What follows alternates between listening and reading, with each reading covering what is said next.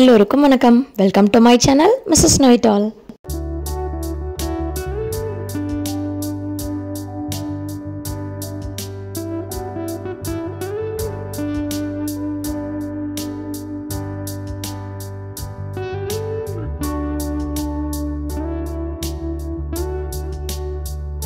இன்றைக்கி நாங்கள் பள்ளப்பட்டி லேக் பார்க்குக்கு போயிருந்தோம். அந்த வீடியோ தான் காட்டுறேன். என்ட்ரி ஃபீஸ் எல்லாம் எதுவுமே கிடையாது.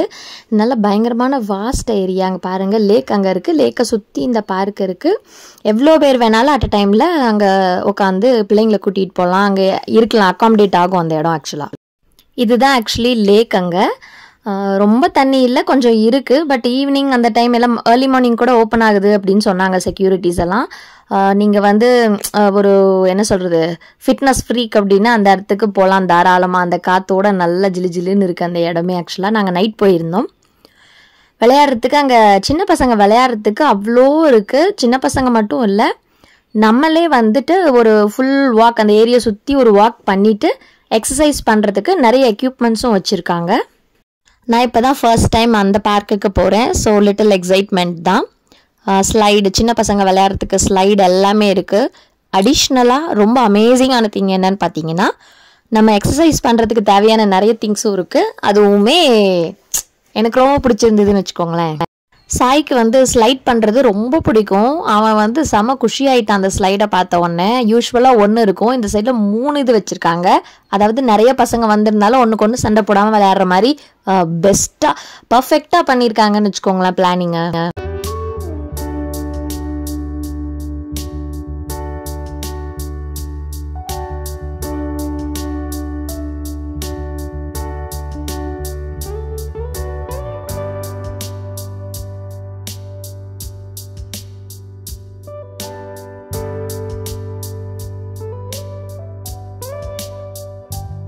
இப்போ நம்மெல்லாம் கடைக்கு போனோம்னா எந்த ட்ரெஸ்ஸை எடுக்கிறது எதை விடுறதுன்னு தெரியலையே, எல்லா கலெக்ஷனும் ரொம்ப நல்லா இருக்கே அப்படிமோல. அதே மாதிரி தான் சாய் எதில் விளையாடுறது எதை விளையாடாமல் விடுறது, இல்லை செகண்டாக விளையாடுறதுன்னு செம்ம கன்ஃபியூஸ் ஆகிட்டு ஒரு 2-3 மினிட்ஸ்க்கு பார்த்தீங்கன்னா அங்கே ஒரு இது இங்கே ஒரு இது இங்கே ஒரு இதுன்னு என்னையும் சுற்ற விட்டுக்கிட்டே இருந்தான். இது பாருங்கள், எக்ஸசைஸ் பண்ணுறது, நம்ம வெயிட்டை நம்மளே தூக்குற மாதிரி இருக்கிறது. ஃபர்ஸ்ட் டைம் அவங்க அப்பா ஹெல்ப் பண்ணிட்டு இருந்தார் அவனுக்கு. அடுத்து செகண்ட் டைமும் விசிட் பண்ணிட்டோம். அந்த கிளிப்பையும் ஆட் பண்ணுறேன் பாருங்கள். அதில் அவனே பண்ண ஆரம்பிச்சிட்டான், ஹரி. இந்த மாதிரி அவனே இதில் நான் உட்காந்தேன், என்னால் சுத்தமாக கொஞ்சம் கூட அசைக்கவே முடியலங்க இந்த இதில்.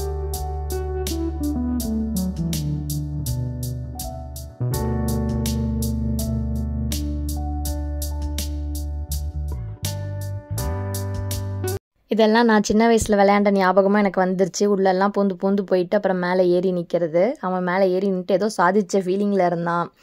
குட்டி பசங்களை கூட்டிகிட்டு போனீங்கன்னா பர்ஃபெக்ட் என்டர்டைன்மெண்ட்டாக இருக்கும்.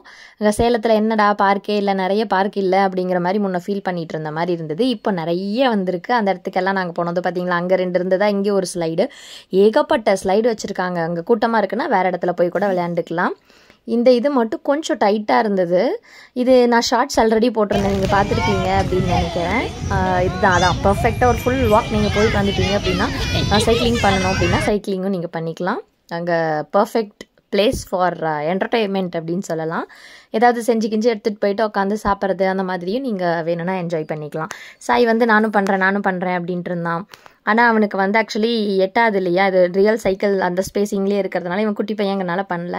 ஸோ அவங்க அப்பா கிட்ட சொல்லி அவங்க அப்பா பண்ணிக்கிட்டு ஆசைக்கு அவனை உட்கார வச்சுட்டு சும்மா என்டர்டெயின் பண்ணிட்டு இருந்தாங்க இந்த மாதிரி.